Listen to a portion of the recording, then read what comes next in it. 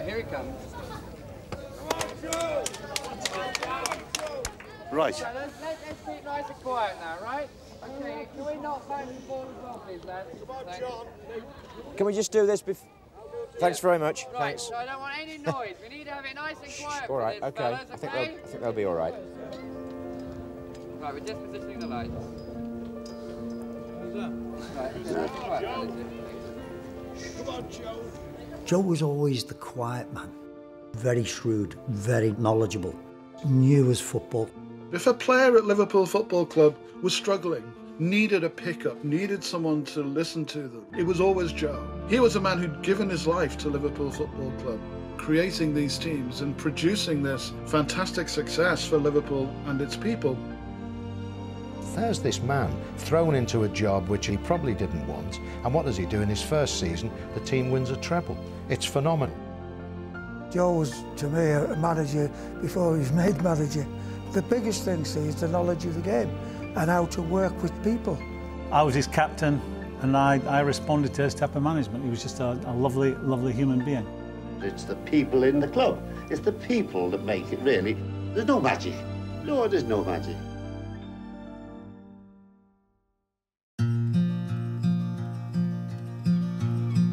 Joe was born in Walton Hospital in Liverpool, March 1921. His parents were Irish, lived in the north end of the city, Scotland Road area. Joe did well at school, but nevertheless at 14 he had to leave school and he got a job in a tannery works, mainly to bring some money into the household. It was a hard life. I don't think there's anything getting away from that. Joe played for a St Helens club, Earlstown Bohemians. They were well known in the area. And he was outstanding, clearly. When he was a schoolboy, he was offered a trial with Liverpool, and he also thought Everton were interested in him. But somebody said, look, if you go to one of the local clubs, if anything goes wrong, the local boys will be the whipping boys, so don't go. I suspect that Joe wanted to get away from the city for a while, and he wanted a bit of freedom. Manchester City was a big club. Here was Joe about to embark, he thought, on a professional career in his late teens. And suddenly the war arrives.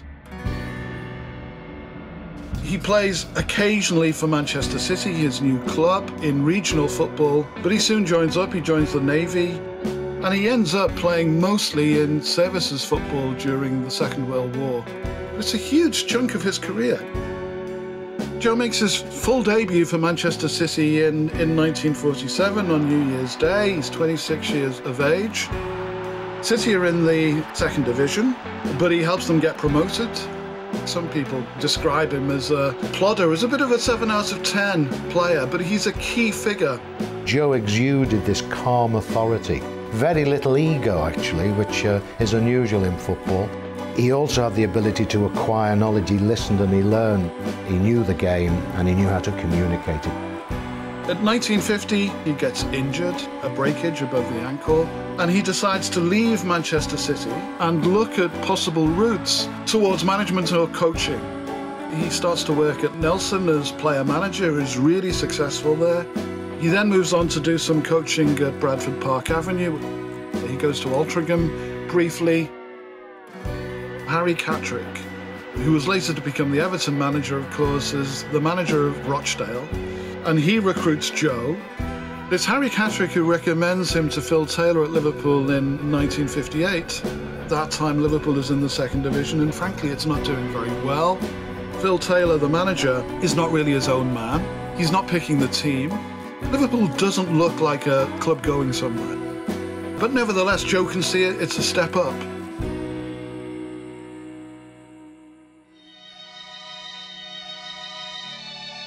Well, I first met Joe when I was playing in the first team when he joined us in '58. He was a great bloke. He treated the players the right way. They respected him right away. You could see this going to make the club better. In 1959, a whole number of things occur to change the very future of the club. One is Phil Taylor resigned, and for the first time, the Liverpool board shows some ambition. They decide to recruit a manager who himself has real ambition. So towards the end of 1959, Bill Shankly sweeps into Liverpool Football Club. Managers now get rid of the back room. Shanks got them all together. There was Bob Paisley and Joe Fagan and Reuben. He had the foresight and the wisdom to say, I'm keeping you, and he got rid of 24 players. His job is really as the reserve team coach in the Central League. Now, the Central League has to deal with very young players who are ambitious. It also has to deal with seasoned professionals who are being left out of the first team. Joe is made for this job. Joe knows when to press the right buttons with players. At the age of 15, I joined Liverpool, and Joe was there, and he used to take care of the kids. He put me on the straight road because Joe was somebody that you could actually have a bit of a cry on, you know, as well, put your head on his shoulders. I could have a chat with him about, why aren't I in the first team? Because you're not good enough, son. As simple as that. Well, somebody answers you like that, well, Buff, you know, you go, yeah, well, OK. When am I going to be good enough? I'll tell you when you're good enough. The manager had his office where he could retreat to. The players had the dressing room, of course, and the coaches felt they needed a space. Joe had a contact in Guinness Exports, one of the famous local non-league clubs in the area.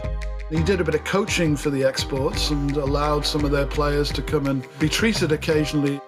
As a thank you, Joe used to get some Guinness and other beers. So they decided to stack it in the boot room. And that's how the thing began. Shanks hardly ever went in, it wasn't his domain. But this is where Liverpool's coaches traded information. And it's also where they invited the manager of opposing teams to come and have a drink and a chat after matches. Joe was the main man in the training regime, really. He set out all the stuff for the day, he wrote it down in his book. Joe would be the rock of Liverpool. He kept everybody together because of his personality. I think Joe's real input was to be part of that balance. Shankly brought his charisma, his bravado, the way he inspired people. The achievements of Bob Paisley are so amazing. The most successful period in the history of the club. And without Joe, none of this, I don't think, is likely to have happened in quite the way that it did. Didn't want big-headed players. Certain players didn't do it. They were away. If anybody went through the motions in training, they were kicked up the backside. He was that great backup for Bob Paisley because Bob couldn't converse as much as what Shanks had done when it was difficult to know what the team selection was or some of the things. Joe would just have a quiet word and he'd come and he'd say, look, this is what it is. When I went there, my first game was West Brom away. So 10 minutes before the game, I'm there with all the senior players. And I said to Joe at 10:03, I said, Joe, can I have a word with you? And he said, yes, and what is it? I said, I've been here a week, Joe, and no one said anything to me. How do you want me to play? And he said in a big booming voice, F off. We spent all this money on you and you're asking me how to play football. That was how it was in those days.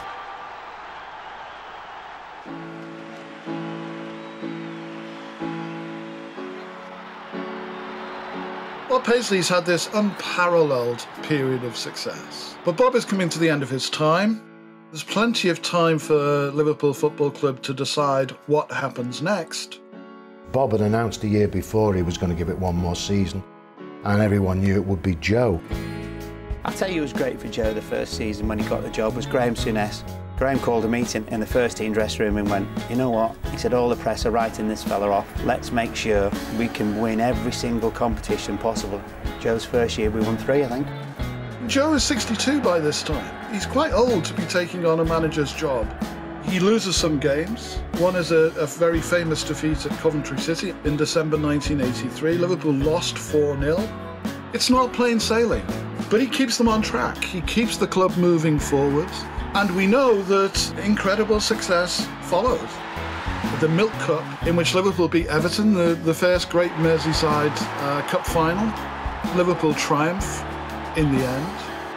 When they clinched the title at Notts County, we went to the dressing room and there was Joe sweeping the dressing room.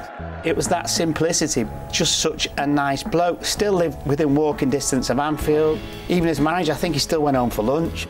A fantastic achievement for the club, the first to do it in 3 successive years since Arsenal in the 30s. It's something you've always wanted. Yeah. Not bad at all, is it? I don't think we ever think about these things. I think we leave it to other people to sort the statistics out.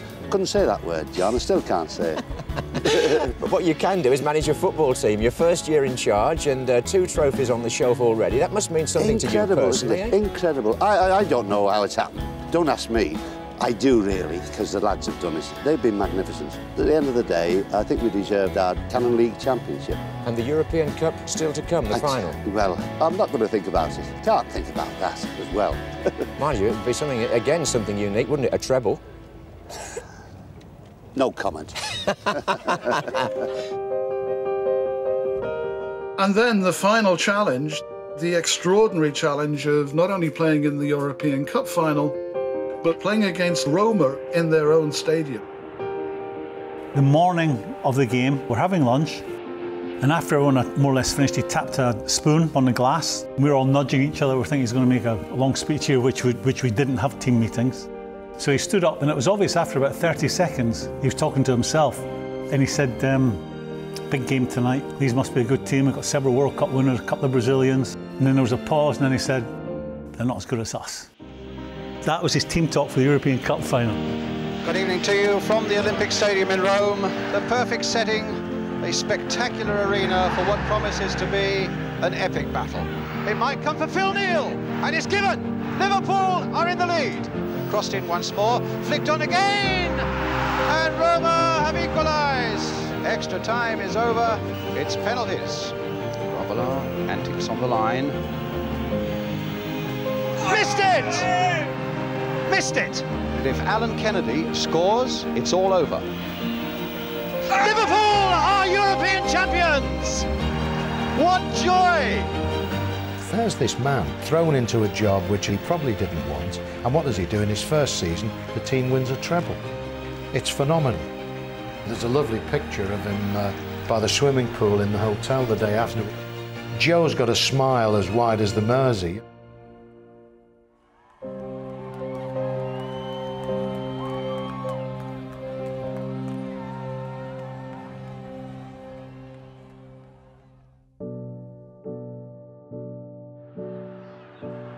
By halfway through that second season, he was just feeling that it was a heavy load to bear. And in February, he went to the board and said, look, I want to finish at the end of this season. It's difficult to reflect on that season now because of what happened in the last game. I think what happened to Joe at that match, the European Cup final in 1985, was really difficult to take. I think it broke him. He just didn't understand it, couldn't comprehend it.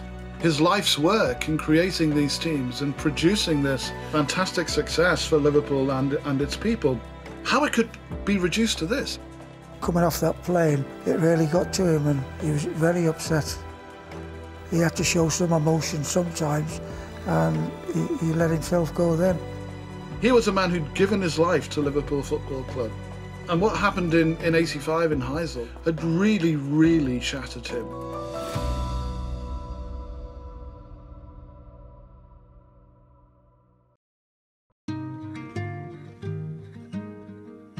He was a wonderful coach, he was a wonderful manager, and he should be, I think, more appreciated for what he actually done.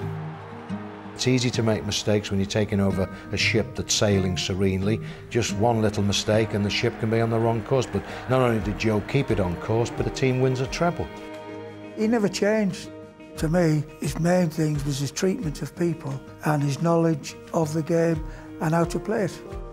Joe became, I have to say, my father in football. That's how much I thought of him.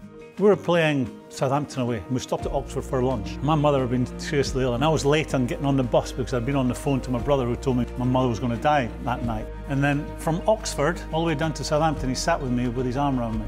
And I'll always remember that. He was just a lovely, lovely human being. I loved him. I think the risk always with someone like Joe is that his role is underplayed because the character of Bill Shankly is so enormous, because the achievements of Bob Paisley are so amazing. But that doesn't mean that Joe isn't crucial. He is crucial. He's definitely crucial for that whole period. What a set of achievements, what a history, what a place he has in the hearts of all Liverpool supporters.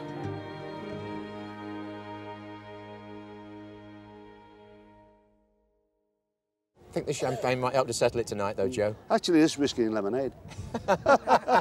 Wrong again. As usual, you finish on top, we'll leave it there. Thanks very much, John. Cheers.